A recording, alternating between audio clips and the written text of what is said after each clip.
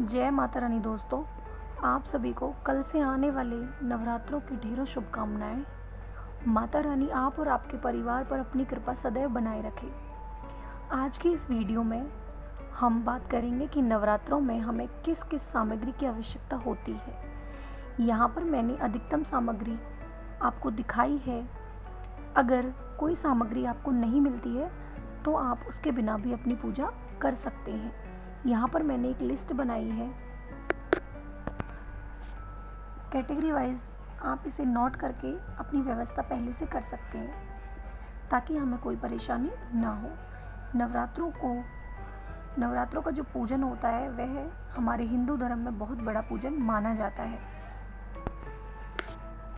इसलिए यहाँ पर मैंने कुछ सामग्री लिखी है, आप उसे नोट कर लीजिए। चाहे तो स्क्रीनशॉट भी ले सकते हैं और अगर मेरे से कोई गलती होती है तो मुझे माफ़ कर देना और मेरी वीडियो को अंत तक देखना ताकि आपको सारी सामग्री का पता चल सके। नवरात्र पूजन सामग्री। जय माता दी।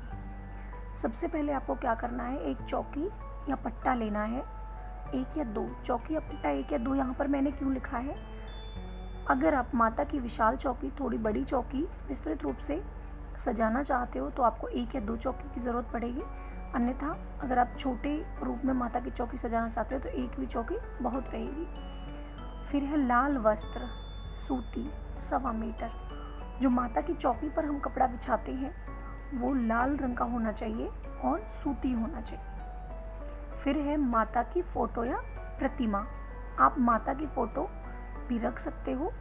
अगर आपके पास माता की प्रतिमा है, तस्वीर है तो तस्वीर रखिए, या फिर उनकी मूर्ति है तो मूर्ति रख सकते हो। फिर है गणेश फ़ोटो। गणेश जी की आपको फ़ोटो ज़रूर रखनी है। कहते हैं कि बिना गणेश जी के हमारी कोई भी पूजा अधूरी होती है, तो गणेश जी की मूर्ति, या फिर अगर मूर्ति भी आपके पास नहीं है तो आप सुपारी रख सकते हो, गणेश जी के रूप में सुपारी बनाकर रख सकते हो। फिर है नवग्रह यंत्र और षोडश मातृका। अगर आप विस्तृत रूप से, मैंने अभी आपको बताया था, माता की चौकी थोड़े विशाल रूप में रखना चाहते हो, विस्तृत रूप से रखना चाहते हो तो षड्यंत्र, नवग्रह यंत्र और षोडश मातृका आप रख सकते हो। ये ऑप्शनल है, अगर आप करना चाहो तो कर सकते हो, नहीं करना चाहो तो मत करो।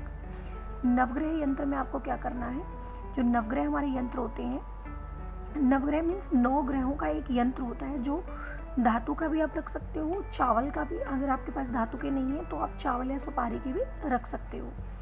ऐसे ही आप षोडश मातृका जो होती है वो चावल या 16 चावल की जो ढेरी होती है और 16 सुपारी और हल्दी की गांठ भी रख सकते हो।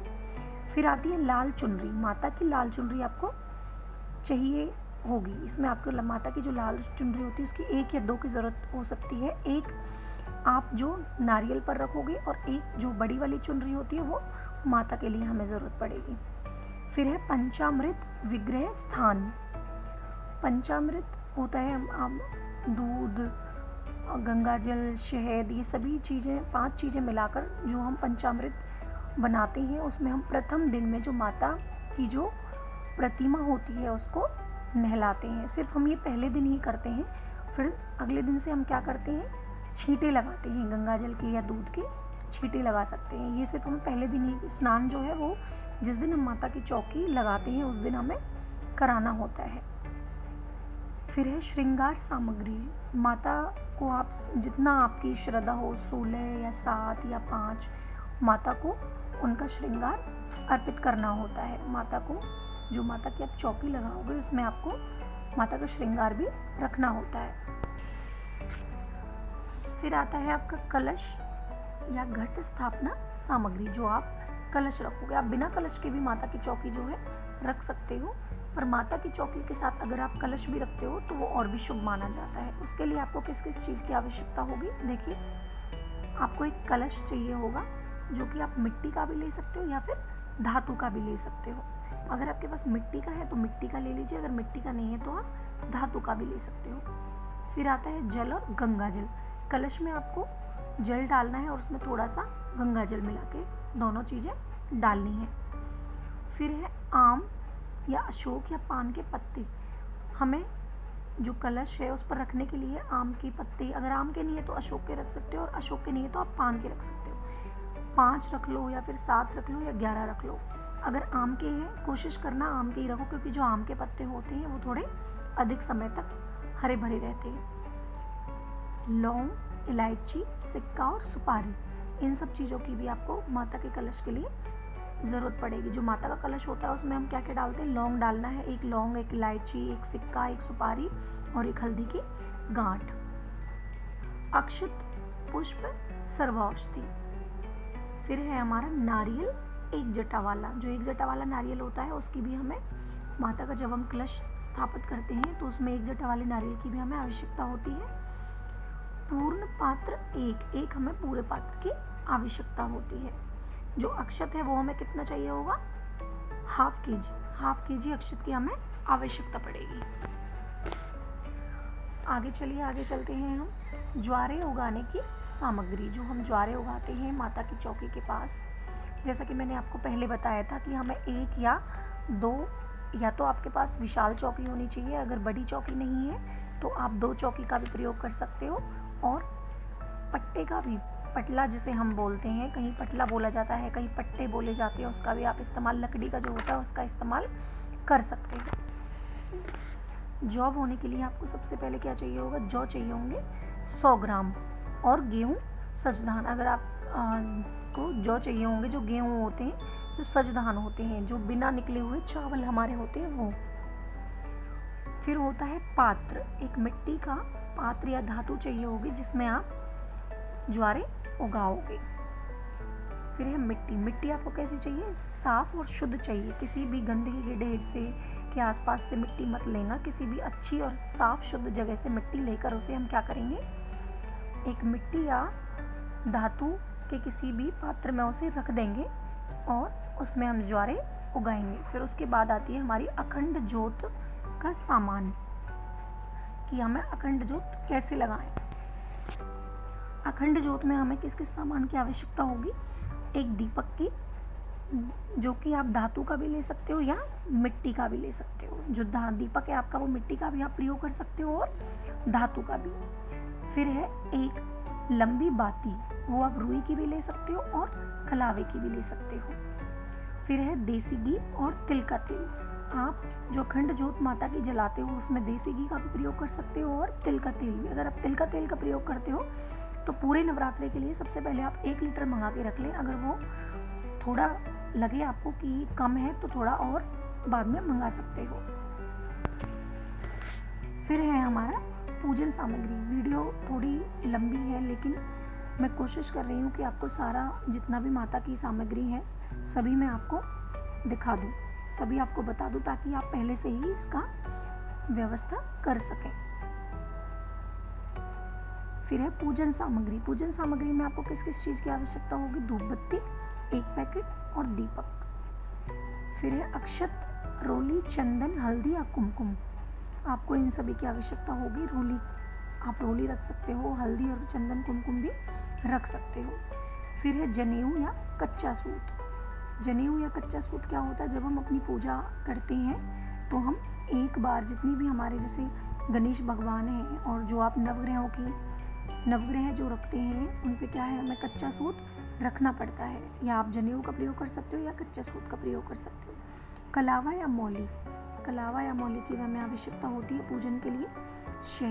शहद जैसा कि मैंने आपको बताया था कि पंचामृत में भी हमें इसकी आवश्यकता होगी, तो शहद का प्रयोग भी पूजन सामग्री में किया जाएगा। गुड़, खड़ी हल्दी 16 या 5, खड़ी हल्दी 16 या 5 मैंने इसीलिए बताई हैं क्योंकि आप अगर नवग्रह या षोडश मातृका की स्थापना भी करते हो तो उसके लिए आपको थोड़ी अधिक खड़ी हल्दी मंगाने की आवश्यकता होगी। लौंग, आपको पता है कि जब हम माता का भोग लगाते हैं तो लौंग और बताशे की हमें आवश्यकता होती है, इसीलिए आपको 25 ग्राम पहले कम से कम लौंग मंगा के रखनी है। इलायची, आपको हरी वाली इलायची 15 से 20 मंगा कर रखनी है। कमलगट्टे 11 कमलगट्टों की हमें आवश्यकता होगी और कपूर 50 ग्राम, क्योंकि हम जब माता। फिर आगे देखिए, हमें 11 पान के पत्तों की आवश्यकता होगी। पहले आप 11 पान के पत्ते ही मंगा लीजिए क्योंकि ये ख़राब हो जाते हैं, फिर उसके बाद में आप दोबारा से मंगा कर प्रयोग कर सकते हो। सुपारी 20 से 25, जैसा कि मैंने आपको बताया था कि आप नवग्रह या षोडश और जो नवग्रह यंत्र या षोडश मातृका की अगर आप स्थापना करते हो तो आपको 20 से 25 उनकी आवश्यकता होगी। पुष्प, कोई भी लाल रंग का पुष्प कोई भी चढ़ा सकते हो, लेकिन अगर आपके पास लाल गुड़हल है तो वो माता पर सबसे ज़्यादा शुभ माना जाता है। अगर आपके पास लाल गुड़हल नहीं है तो आप गुलाब का जो फूल होता है उसका भी प्रयोग कर सकते हो। और आपको दुर्गा माता की और गणेश जी की, दुर्गा माता की क्योंकि आपको पता है कि ये नवरात्रों में दुर्गा माता की ही पूजा की जाती है, तो इसको तो बताने की आवश्यकता है ही नहीं। दुर्गा माता के साथ साथ हमें गणेश जी की मूर्ति की भी आवश्यकता होती है, क्योंकि हर पूजा में गणेश जी जो है वो सर्वप्रथम उन्हीं की पूजा की जाती है। एक कुशा या पात्र की आवश्यकता होगी, क्योंकि जिसमें हम पहले दिन माता को स्नान कराते हैं। और माता जो हमारी है गणेश जी को, और उनको हम जब गंगा जल से या पंचामृत से कराते हैं तो हमें एक मिट्टी के पात्र की मिट्टी का हो या फिर कुशा आपके पास हो। अगर कुशा भी नहीं है तो आप किसी बर्तन में चम्मच से उन्हें स्नान करा सकते हो। फिर है हमारा हवन सामग्री। हवन सामग्री या धूनी में हमें किस किस चीज़ की आवश्यकता होती है? हमें एक पात्र की आवश्यकता होती है। वो पात्र आपका मिट्टी का भी हो सकता है या फिर धातु का। अगर आपके पास मिट्टी का है तो मिट्टी का प्रयोग कर सकते हो, अन्यथा आप धातु का प्रयोग कर सकते हो।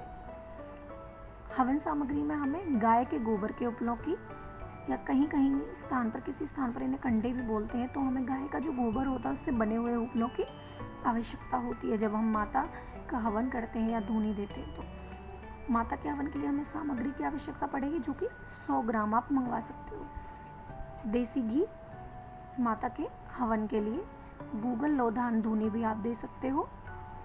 जौ और तिल, इसकी भी हमें माता के हवन में आवश्यकता होगी। और लौंग बताशे से हवन, आपको पता है कि जो माता का जो हवन होता है, वो जो माता जी को हम भोग लगाते हैं वो कैसे लगाते हैं, उसके लिए हमें एक लौंग, बतासे और कपूर की आवश्यकता होती है। फिर है माता को भोग हम कैसे लगाएं। माता को भोग हमें कैसे लगाना है?